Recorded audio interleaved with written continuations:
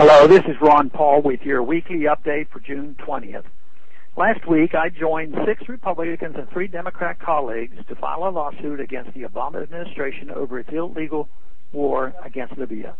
Now that more than 90 days have passed since the president began bombing Libya, no one can seriously claim the administration has complied with the clear requirements of the 1974 War Powers Resolution. In a remarkable act of chutzpah, the administration sent to Congress its response to the growing concern over its abuse of war powers. Its argument, in a nutshell, is that the War Powers Resolution is not relevant because U.S. armed forces are not actually engaged in hostilities because Libya is so militarily weak it cannot fight back. This explanation would be laughable if not so horrific. The administration wants us to believe that there is no real violence because the victim cannot fight back. Imagine if this standard was applied to criminal law in the United States. I am sure Libyans on the receiving end of U.S. and NATO bombs feel hostilities are quite definitely taking place. We must recall the origins of these attacks on Libya. The Obama administration made no claim that Libyan leader Gaddafi was killing his civilian population. Rather, the claim was that Libya might begin killing its civilians in the future. One need not defend Gaddafi's regime, and I most certainly do not, to object to this flimsy and dangerous rationale for violating the sovereignty of another country. Imagine a scenario where the UN approves military action against the United States as a preventative humanitarian measure over U.S. enforcement of its immigration laws, for example. Now, in Libya, we see the possible use of depleted uranium shells.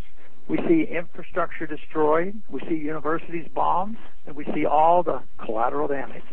Yet this is a humanitarian intervention. In our lawsuit against the administration, among other critical issues, we are demanding that the courts provide relief and protection to the country from the administration's policy that a president may commit the United States to a war under the authority of the United Nations and NATO without authorization from Congress, and that previously appropriated funds by Congress may be used for an unconstitutional and unauthorized war in Libya or other countries. These are fundamental constitutional issues, and I expect the judicial branch to treat our challenge with the same level of gravity as we do in the legislative branch. Remember, we were told that this attack would last days, not weeks. And we are already 3 months and likely nearly $1 billion into it. As the bombings obviously target Gaddafi's houses, even killing some of his family members, we can see that the real goal is regime change rather than protection of civilians. Do we know much about the rebels whose side we have taken in what is in fact a civil war? Although it is a bit late, I am pleased to see that congressional leadership has started to listen to our constituents who are solidly against this war in Libya. I commend Speaker Boehner's expression of dissatisfaction with the administration over the war, and I sincerely hope he will use the full constitutional authority granted to the legislative branch to bring into check an administration clearly out of control. Polls show that the American people increasingly favor a truly conservative foreign policy, one that rejects the leftist utopian doctrines of nation building and preemptive war, and funded by debt.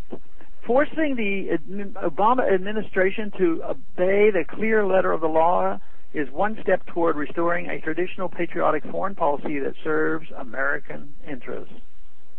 Thanks for calling this update. A new update is placed on this number, 888-322-1414, every Monday. The written text can be found on my webpage, www.house.gov/Paul, under the heading Texas Straight Talk. Thanks for calling.